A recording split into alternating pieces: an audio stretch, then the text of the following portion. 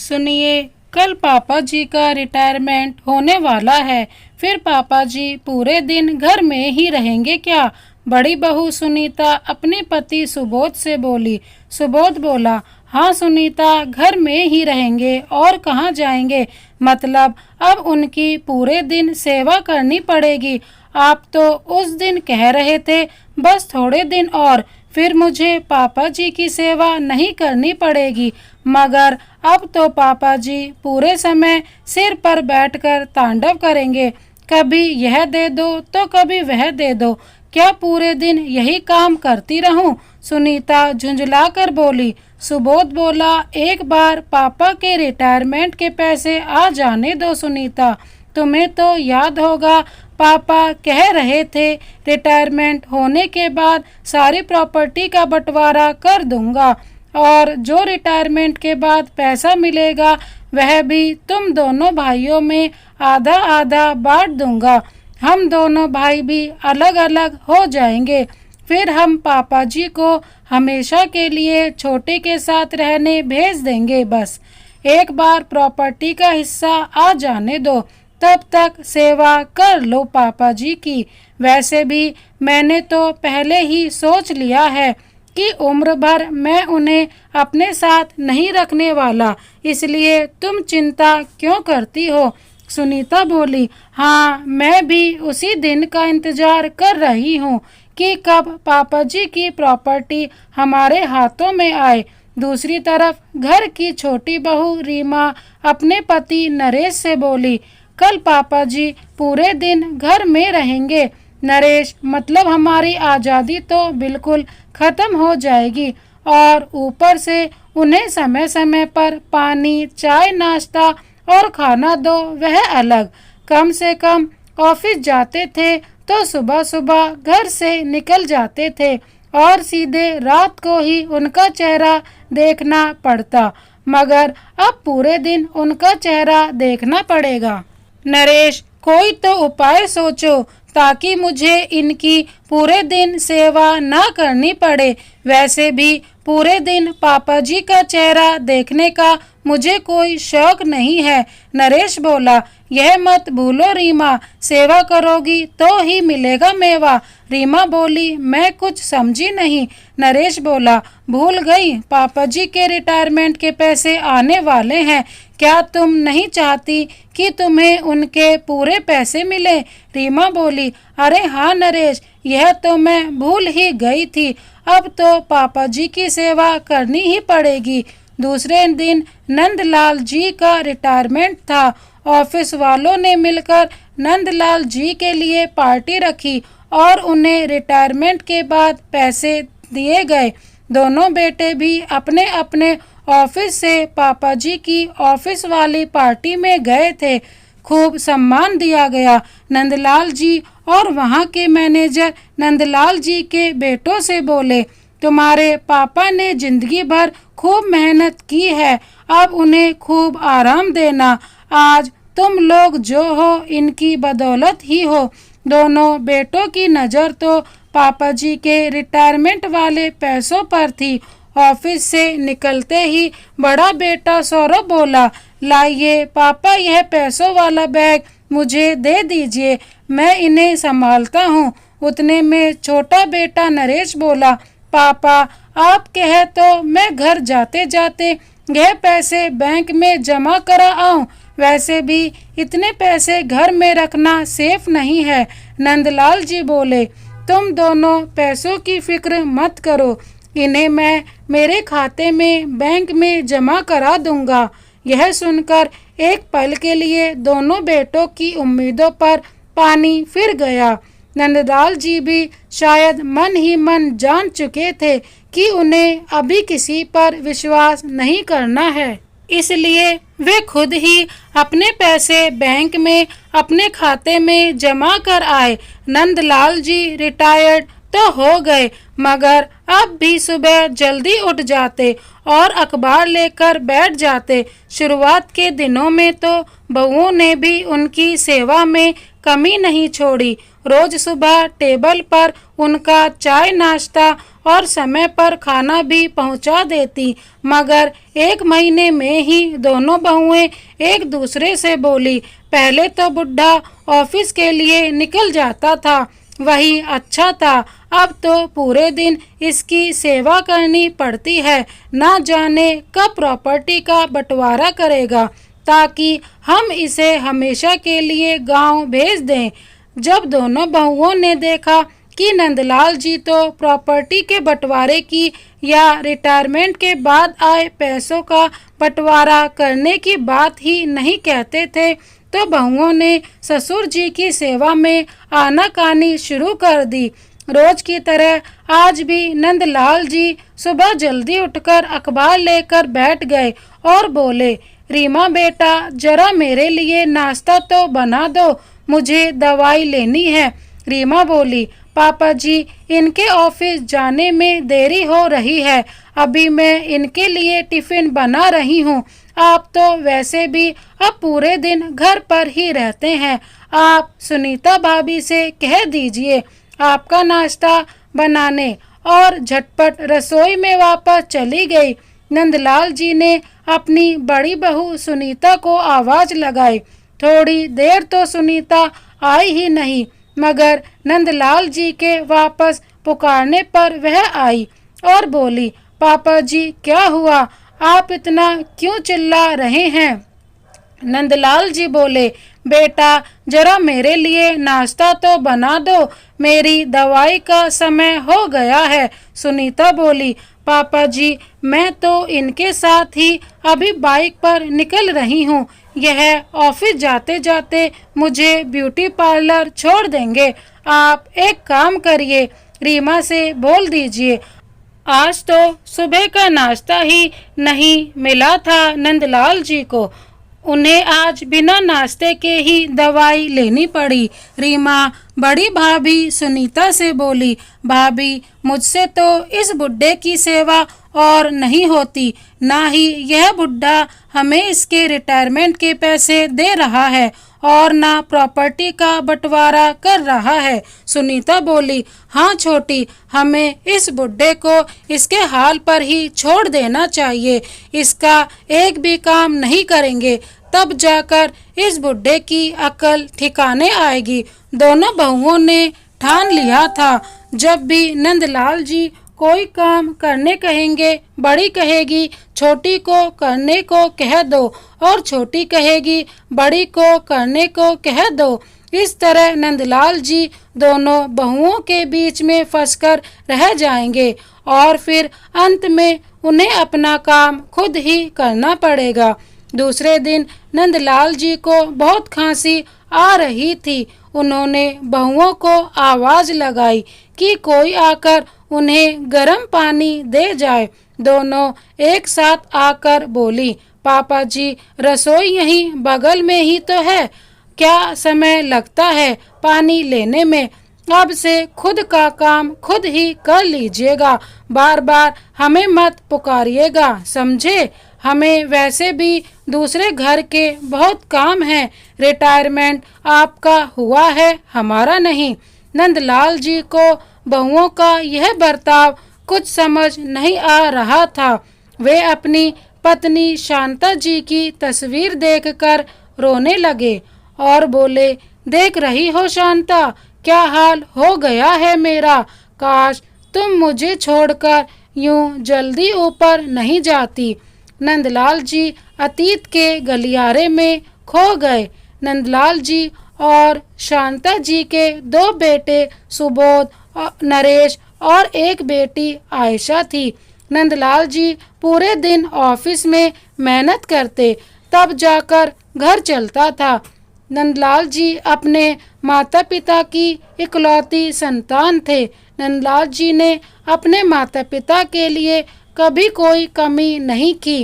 नंदलाल जी की माँ की एक किडनी खराब हो गई थी। उस समय भी नंदलाल जी ने पैसों की परवाह न करते हुए अपनी माँ का अच्छे से अच्छी जगह इलाज करवाया था।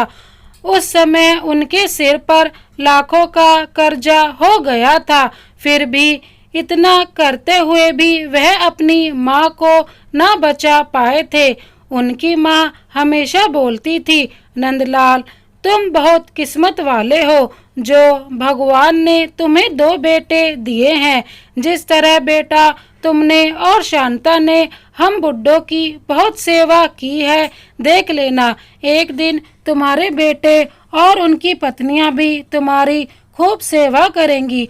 मगर आज अपनी ही बहुओं का ऐसा व्यवहार देखकर उन्हें अपनी पत्नी शांता जी की बहुत याद आ रही थी और वे सोच रहे थे शायद कलयुगी संतान ऐसी ही होती होगी, तभी तो आज मुझे ऐसे दिन देखने पड़ रहे हैं। दोनों बेटों की शादी के बाद अक्सर शांता जी नंदलाल जी से कहा करती थी कि बेटे और बहुओं में बहुत बदलाव आ चुका है। वे लोग सिर्फ दिखावा करते हैं कि वे लोग हमें रखेंगे, मगर इनके मन में लालच है। तब नंदलाल जी शांता जी की बातों को अक्सर टाल दिया करते थे और कहते, भाग्यवान, पता नहीं तुम औरतों को बेटों की शादी के बाद क्या तकलीफ हो जाती है। तुमको तुम्हारे घर में आई लक्ष्मी पर ही शक होने लगता है, मगर आज मुझे समझ आया कि शांता हमेशा सच कहती थी और मैं उसकी बातें नज़रअंदाज कर देता था। शायद शांता जान चुकी थी कि बुढ़ापे में कोई उसकी सेवा नहीं करेगा, तभी तो जल्दी ऊपर चली गई। काश शांता, मैं भी तुम्हारे साथ ही ऊपर आ जाता। कहते हुए उनकी आंखें फिर भर आईं। मोबाइल की घंटी बजी तो सामने से बेटी आयशा बोली, पापा कैसे हैं आप? नंदलाल जी बेटी की आवाज़ सुनते ही खुश हो गए। वह बेटी को कोई चिंता देना नहीं चाहते थे, इसलिए बोले, ठीक हूँ बेटा। पापा आपकी आवाज़ तो ठीक नहीं लग रही है। नंदलाल जी बोले, नहीं बेटा, बस ऐसे ही, थोड़ी तबीयत ठीक नहीं थी, खांसी हो गई है। आयशा दूसरे शहर में रहती थी जो लगभग 5 घंटों की दूरी पर था। वह बोली, पापा आपसे मिलने का बहुत मन कर रहा था, मगर बच्चों की परीक्षाएं भी नज़दीक आ रही हैं, इसलिए अभी तो नहीं आ पाऊंगी, मगर आप समय पर दवाई ले लीजिएगा और अपना ध्यान रखिएगा। नंदलाल जी बोले, हाँ बेटा, तू मेरी बिल्कुल फिक्र मत कर। और उन्हें जोरदार खांसी आ गई। उतने में बड़ी बहू सुनीता बोली, मुंह पर हाथ रखकर खांसिए पापा जी, घर में बच्चे भी हैं, कहीं आपकी वजह से हम में से किसी को खांसी हो गई तो आपका क्या है? आपको तो घर पर रहकर आराम ही करना है, मगर हम सबको तो पूरा दिन काम करना होता है, बच्चों को स्कूल और पढ़ाई, और हमें रसोई और घर संभालना होता है। आइंदा से खांसते समय मुंह पर हाथ जरूर रखिएगा। छोटी बहू रीमा कहाँ पीछे रहने वाली थी। वह बोली, पापा जी, मैं तो कहती हूँ आप अपने कमरे से ज़्यादा निकला ही मत कीजिए। नंदलाल जी तो बेचारे अपने लिए सिर्फ गर्म पानी लेने आए थे। वह भी बहुओं को ही कहा था कि वे ही दे दें, मगर उन्होंने ही कहा था खुद से ले लो, और अब इतना सुना रही थी वह अलग। शाम को बड़ा बेटा जब ऑफिस से घर आया तो नंदलाल जी बोले, बेटा मुझे तुमसे कुछ ज़रूरी बात करनी है।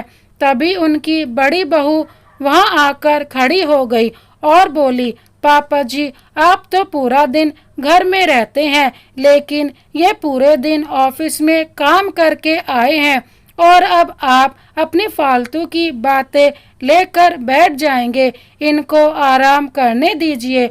और अपने पति का हाथ पकड़कर वहां से ले गई। नंदलाल जी की मन की बात मन में ही रह गई। सोचने लगे, अब क्या मैं अपने बेटे से 2 मिनट बात भी नहीं कर सकता? अगले दिन रविवार था। बेटे और बहुओं ने घूमने का प्लान बनाया था। घर का वॉशिंग मशीन खराब था, जिस वजह से नंदलाल जी के बहुत सारे धोने के कपड़े जमा हो गए थे। नंदलाल जी जानते थे बहुएं तो उनके कपड़े धोकर नहीं देंगी, इसलिए खुद ही बाथरूम में कपड़े धोने बैठ गए। जब दोनों बेटों ने अपने पापा को बाथरूम में कपड़े धोते देखा तो सौरभ बोला, पापा, आपको हम दोनों भाइयों को अलग कर प्रॉपर्टी और पैसों का बंटवारा कर देना चाहिए था। अब देखो, दोनों बहुओं में से कोई भी आपकी सेवा करने को तैयार नहीं है। कम से कम सब कुछ हमें दे देते तो इसी बहाने हम लोग आपकी सेवा तो करते। छोटा बेटा नरेश बोला, हाँ पापा, आपने तो कहा भी था कि आप रिटायरमेंट के बाद अपनी सारी प्रॉपर्टी और पैसों का बंटवारा कर देंगे, मगर 2 महीने हो गए आपका रिटायरमेंट हुए और आपने हमें अब तक कुछ भी नहीं दिया। नंदलाल जी को बेटे बहुओं की मंशा समझ आ चुकी थी, तभी तो उन्होंने अब तक किसी को कुछ भी नहीं दिया था। वे चुपचाप अपने कपड़े धोते रहे।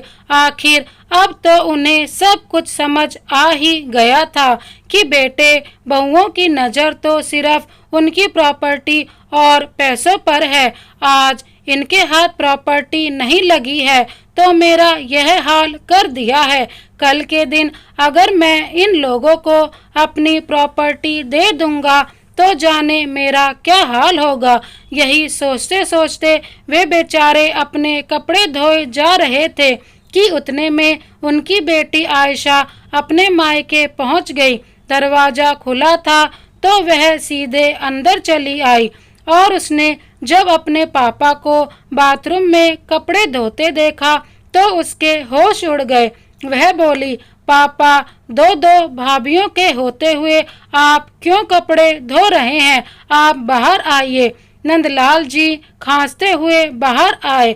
आयशा बोली, भैया भाभी कहाँ हो सब? आयशा की आवाज़ सुन दोनों भाई और दोनों भाभियाँ जो अपने कमरे में घूमने जाने के लिए तैयार हो रहे थे बाहर आए। रीमा बोली, अरे दीदी, आप यूं अचानक कैसे? बताकर तो आती। आयशा बोली, भाभी, अगर बताकर आती तो आप लोगों की सच्चाई कैसे जान पाती? मेरे पापा को ऐसे कपड़े धोता देख कैसे देख पाती? भैया, मुझे शर्म आ रही है आज आप लोगों को अपना भाई कहते हुए। भाभियां तो पराई थी, मगर आप तो अपने थे। आप लोग अपने पापा को यूं बाथरूम में कपड़े धोने दे रहे थे। छी, आज आप सब मेरी नज़रों से गिर गए हो। मेरा बस चले तो आप लोगों के खिलाफ बूढ़ों को सताने का केस फाइल कर दूं। चारों पति पत्नी नीचे नजरें झुकाए खड़े थे। उन्होंने अपने पिता को रिटायरमेंट के बाद सुख के बदले दुख जरूर दिया था, यह तो वे लोग जानते ही थे। पापा, आप चलिए, आज से आप यहाँ नहीं रहेंगे, आप मेरे साथ रहेंगे। वह तो अच्छा हुआ उस दिन आपसे फ़ोन पर बात करते वक्त मैंने फ़ोन काटा नहीं था और मुझे दोनों भाभियों की आवाज़ सुनाई दी। मैं समझ गई मेरे पापा को यहाँ कितना मान सम्मान मिल रहा है और देखने चली आई। लालत है ऐसे भाई भाभियों पर जो बुढ़ापे में अपने माता पिता के साथ में ऐसा व्यवहार करते हैं। कहते हुए आयशा नंदलाल जी को अपने घर ले आई।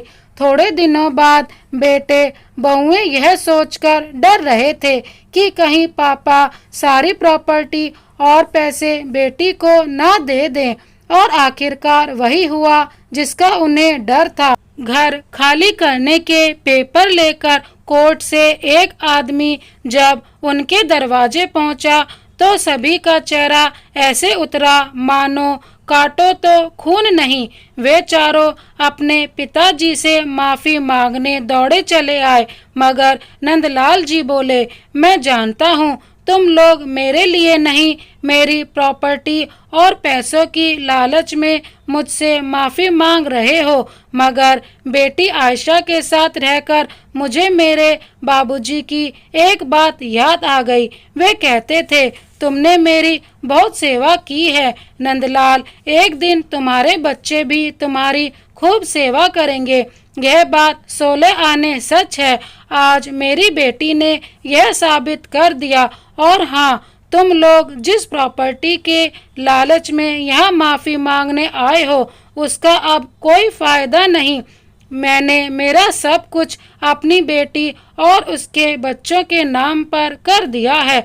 कल तक तुम लोगों को हमारा पुश्तैनी मकान खाली कर देना होगा। फिर आगे मेरी बेटी की मर्जी, वह चाहे इसका जो करे। मेरे कहने को ही सिर्फ 2 बेटे हैं, मुझे रखने का फर्ज मेरी बेटी निभा रही है। यह सुनकर चारों पापा जी के पैरों में गिर पड़े, मगर नंदलाल जी ने उन्हें माफ नहीं किया। दोस्तों, क्या बेटों की शादी के बाद उनका अपना परिवार इतना ज़्यादा जरूरी हो जाता है कि वे लोग अपने जन्मदाता के साथ इतना बुरा व्यवहार करते हैं? शायद वे लोग यह भूल जाते हैं कि बुढ़ापा तो सबका आना है और जो जैसा करता है वैसा भरता है। नंदलाल जी का फैसला आपको कैसा लगा? कृपया कमेंट करके ज़रूर बताएं। आपको यह कहानी पसंद आए तो लाइक कर दीजिए। इसी तरह की कहानी देखने के लिए हमारे चैनल को सब्सक्राइब कर बेल आइकन को प्रेस कर दीजिए। Thank you so much. Vande Mataram.